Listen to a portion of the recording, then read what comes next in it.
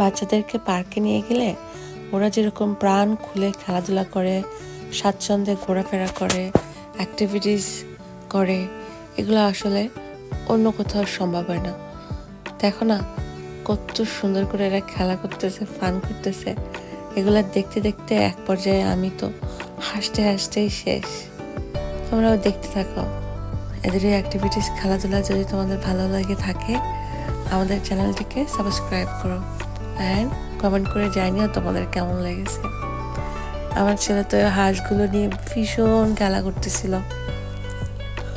আর পার্কের ভিতরে প্লেগ্রাউন্ডে যেও ভীষণ এনজয় করতেছিল, ফানি করতেছিল, তারা সুন্দরভাবে খেলা করতেছিল। আসলে এটা বাচ্চাদের জন্য খুবই উপকারী।